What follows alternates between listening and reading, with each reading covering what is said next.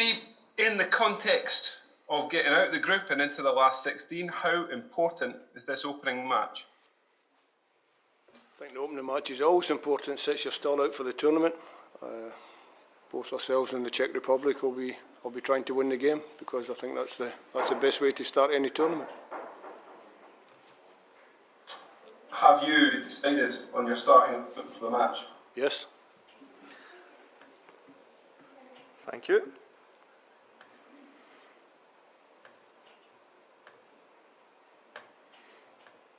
Okay, next will be David Tanner from TalkSport.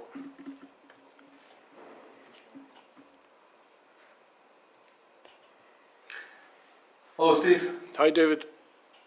Good to see you. It's often said that experience is vital in these competitions. Of course, there's no experience in the squad of the big competitions. What is it you've got in the squad, in the camp, that can compensate for that lack of tournament experience? One of my assistants, Stephen Reid, went to the World Cup with his country, so he has some experience. He'll be able to share that with the players. We've also got a lot of big game players. Andy Robertson's played in World Championships.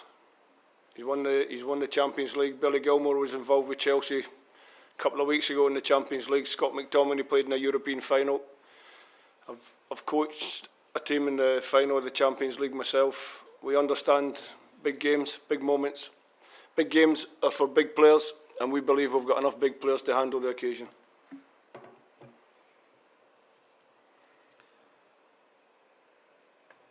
Thank you, David. Next question from Luke Shanley, Sky Sports.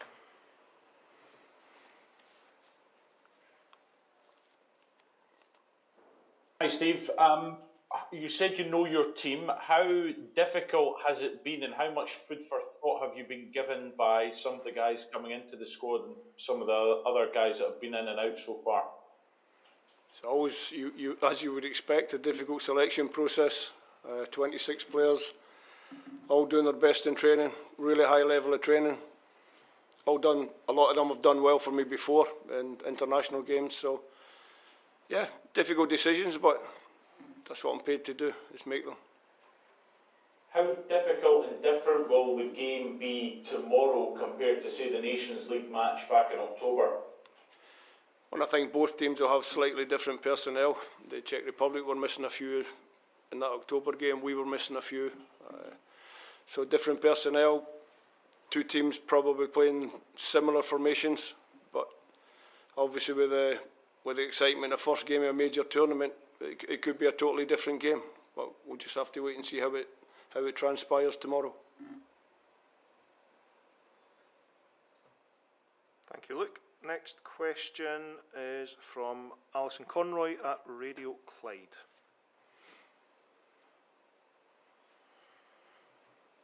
Hi, Steve. Obviously, there's so much excitement across the country as kind of a nation behind them. Is it for the players about using that hype and the enthusiasm to their advantage rather than feeling the pressure and the weight of a nation behind them? I think when you qualify for the first time in 23 years, you probably feel a little bit less pressure. We've done well to be in the tournament.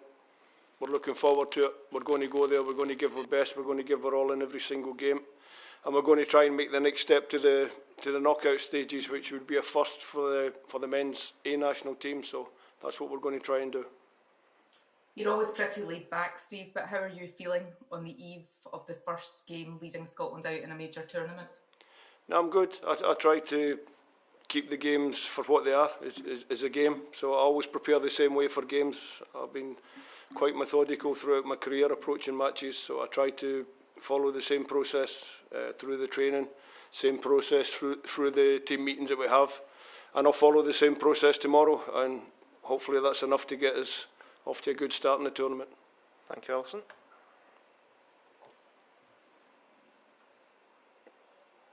Next question from Ewan Murray.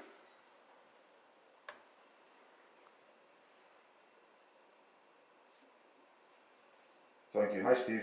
Hi, Ewan. Can I just check, first of all, personnel-wise, is everyone okay? There's been no issues over the last few days or last week or so, hasn't Yeah, it? all good. Everyone raring to go. And on the back of that, just touching on what Alison asked you actually, I mean, is there at all a balancing act here between such excitement and delight that we're in this tournament, back in this domain, and saying, no, hold on a minute, you know, we want to get out of this group, we want to make our mark, we want to do something. Is that at all tough for the players, do you think? No, I don't think so. I think the country, the Tartan Army can get excited, they can get carried away, they can get overexcited. For us, we have to be excited to be involved in the tournament, first time in a long time, but we have to keep an emotional control so that when we do get to the match, we play to our full potential, and I believe if we do that, we can get a good result. Thanks, Ewan.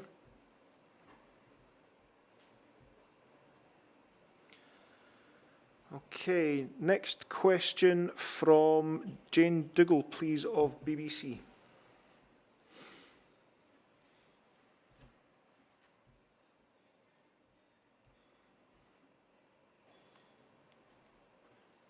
Jane's gone for coffee. Jane gone? Oh, there's his. Hello, can you... Hi, Jane, got you. Oh, you're on mute, Jane. You need to come off mute.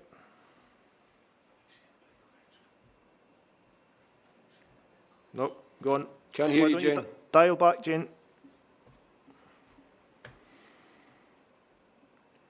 Okay, next question. Jordan Campbell from The Athletic, and then we'll take some questions from Czech media as well before we finish. Thank you.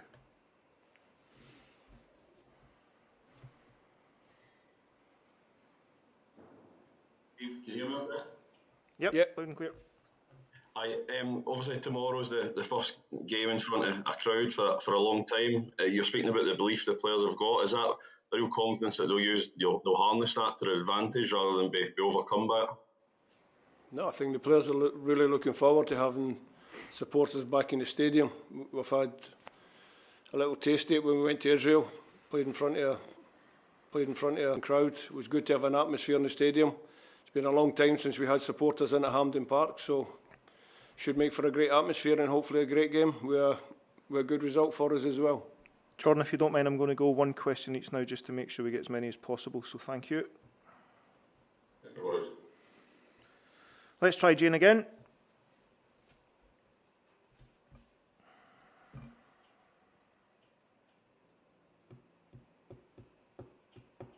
No, I think no.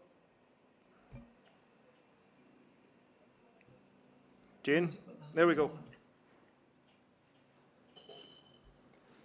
Jane, can you hear us? See you, Jane. Oh, hi, yeah, I can. Hello there. Finally, sorry about that. Steve, how much of an advantage is it going to be playing at Hampden with 12,000 Tartan Army fans singing along? No, I think it's like we spoke before. It's going to make for a good atmosphere. But I'm sure the Czech Republic are looking forward to playing in front of a crowd as well. You know, they're a good team, experienced players. So hopefully a good match and a good outcome for us. Thank you, Jane. Okay, can we now have Filippo Benincampi, please?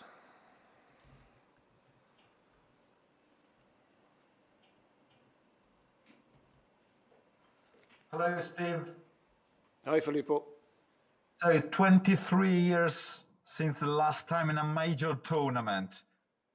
What are you going to tell your players just before entering Hampden for this important game? Go and enjoy yourself. Enjoy the game. Normally when players are relaxed, enjoying the game, they play very well. So we try to keep them calm, we try to keep them relaxed, and I tell them to go and enjoy the moment. Thank you, Filippo. We'll try and get through the final three. Jan Suchan, please.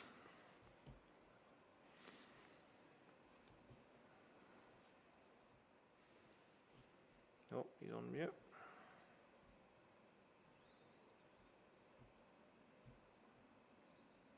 Jan, if you try dialing back in, we'll go to Gavin McCafferty from PA.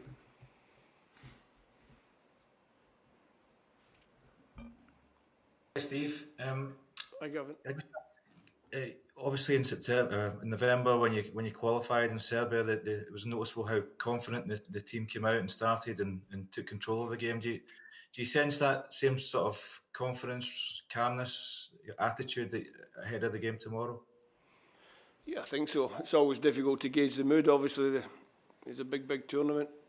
The players have been working hard to get towards it, to get there. Hopefully they can produce the same performance or a similar performance to what they produced in Serbia that night, because we played very well.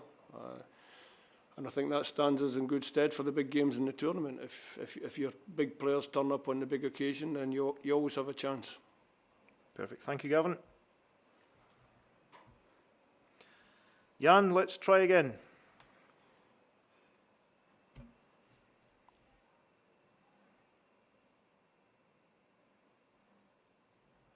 No.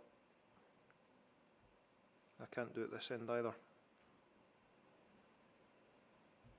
Sorry, Jan. Kieran Canning.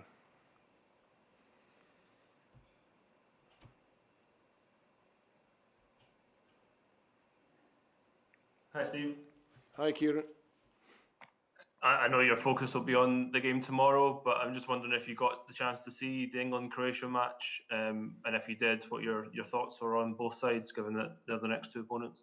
No, we trained this morning, had a bit of lunch, and then we were travelling north, so we didn't manage to see the game. A lot of the boys had it on their iPhones or their whatever it is that they watch the matches on, so they all had a look at that.